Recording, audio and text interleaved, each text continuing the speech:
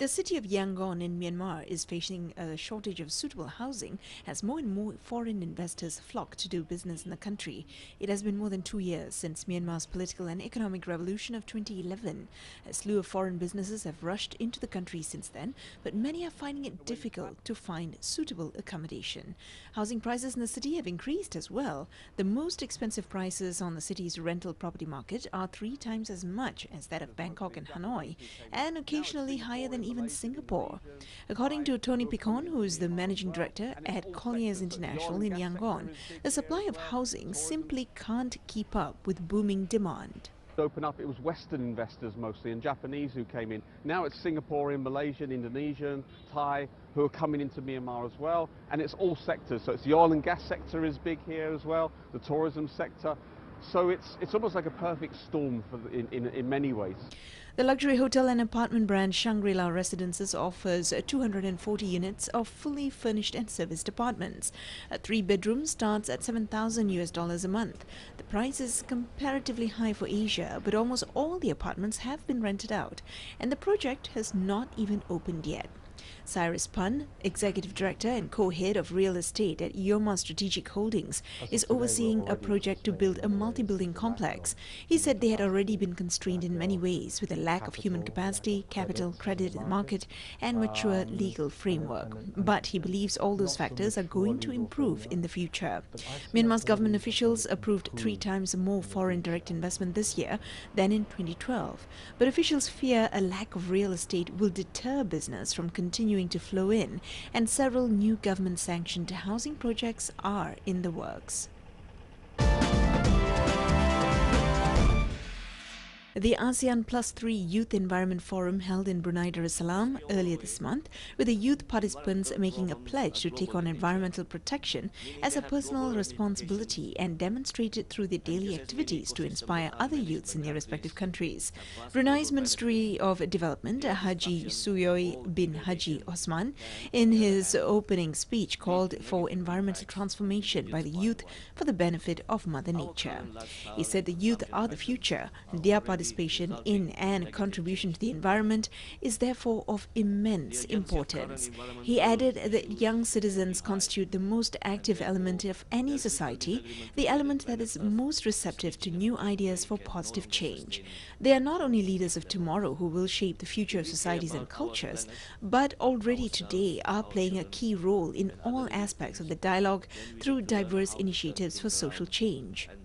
About 80 youths between the age of 11 and 25 from ASEAN, along with China and Japan, have gathered in Bandar Sri Begawan to interact among themselves, exchange their experiences at national level, and explore new ways to collaborate.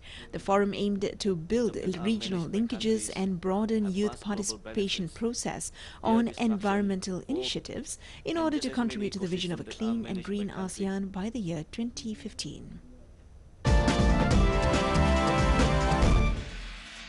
Many parents despair of what to do with a house full of unwanted toys, especially post-Christmas, when another load has just been unwrapped.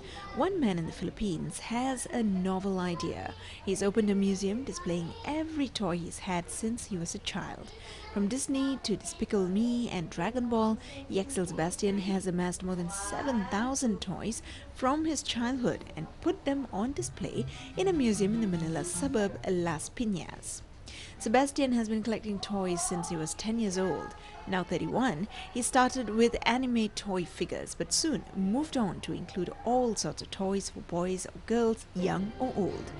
To add to his collection, he has also made more than 100 life-sized replicas of his favorite toy and comic book heroes. Sebastian says he was encouraged to open the museum by his family and friends who watched his collection grow over the years. In addition to 20 years of collecting, Sebastian estimates that he has spent around $455,000 putting the collection together.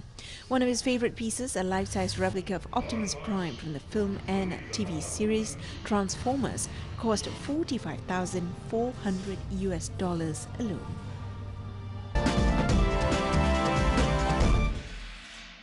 Exotic animals at a remote wildlife sanctuary in the Philippines are finally receiving much-needed food and medicine following the devastation caused by Typhoon Haiyan.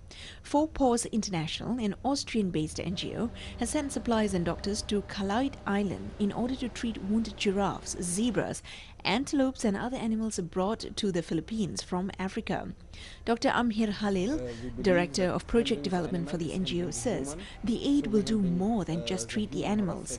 Several of the animals were injured during the typhoon and many others face food shortages because of the destruction of significant amounts of vegetation across the island. The NGO says it has pledged to continue providing food and medicine for the next 2 years. Typhoon Haiyan, known locally as Yolanda, hit the central Philippines on November 8th, killing at least 6,100 people and leaving nearly 1,800 others missing. Entire villages were flattened by Haiyan's ferocious winds and the tsunami-like storm surge that damaged or swept away more than 1 million homes and injured 27,000 people. The once abundant turtle population in Cambodia's section of the Mekong River are now struggling to survive because of overhunting. In an effort to save the remaining turtles, environmental NGO Conservation International has teamed up with Buddhist monks to help convince local people to end hunting. Cambodia is home to at least 10 known species of salt and freshwater turtles. Local people say turtles were plentiful in many parts of the country until after the fall of the Khmer Rouge in the late 1970s. With people then close to starvation, turtles were heavily overexploited for their meat and eggs, driving some species to the edge of extinction. Giant soft-shell cantor turtles can grow up to 2 meters across and can weigh up to 45 kilograms. The species was thought to be extinct in the Mekong River until 2007, when one was caught in a fisherman's net in Krathi province. The find received international attention, leading to more research and the development of a viable contour population that was identified as vital to saving the species from complete extinction. Scientists last saw one in the Cambodian wild in 2003, and small numbers have been seen in neighboring Laos, while it appears to have disappeared from Vietnam and Thailand. In 2011, the Mekong Turtle Conservation Center opened the grounds of the historic 100-pillar pagoda in Krathi's Sambor district, backed by US-based Conservation International. The center was set up as a head-starting facility to increase the survival rate of turtle hatchlings, in particular the highly endangered cantor turtle. Tourists visiting the center receive a guided tour in return for a donation. The pagoda was chosen to host the center because Cambodians typically obey the teachings of monks and would be more inclined to obey their teachings on turtle conservation. The monks themselves, like Pong Chantao, who lives in the pagoda, are happy to earn good karma but helping to protect the turtles. The MTCC works with local people to help conserve turtles and their nests, traveling out to remote locations where turtle nests have been discovered, like here in Krathi's Kampong Cham commune. It was soon realized that relying solely on people's respect for monks wouldn't stop hunters unless there was a financial initiative. A hatchling delivered to the MTCC center now earns a reward of $8 a figure that has turned some turtle hunters, such as T-Sok and his wife Nay, into turtle protectors. The sandy riverbanks near their house is the ideal place for soft-shell turtles to lay their eggs. Up to 50 eggs fill one nest, which is detectable by the footprints left in the sand by female soft-shells. When Sok discovers a nest, he marks the spot and contacts MTCC to report the find. A net is used to protect the eggs from monitor lizards and snakes, but it offers little protection from local residents who consider turtle eggs a delicacy. For the 2 months until the turtles hatch, Sok will watch them during the day and at night.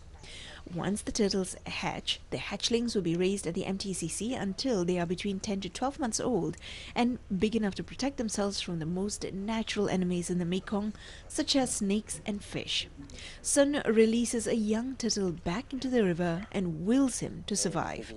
Although it's not known how many turtles have survived to maturity, the MTCC has released about 4,500 hatchlings into the Mekong, a vital contribution to the current population. Since 2011, the number of cantor turtle nests found by conservationists has increased from an initial 3 to a healthy 83 last year.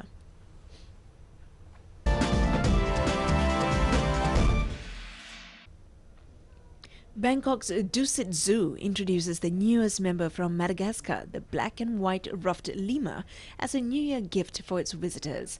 The black and white ruffed lemur is an endangered species of the island of Madagascar. Belonging to the family of Lemuridae, black and white ruffed lemur can grow to 120 centimeters in length and weigh to over 4.1 kilograms. They spend most of their time in the high forest. The diet consists mainly of fruit, although nectar and flowers are also favored, followed by leaves and some seeds. The black and white ruffed lemur has a complex social structure and is known for its loud, raucous calls. A lemur can live up to 36 years in captivity.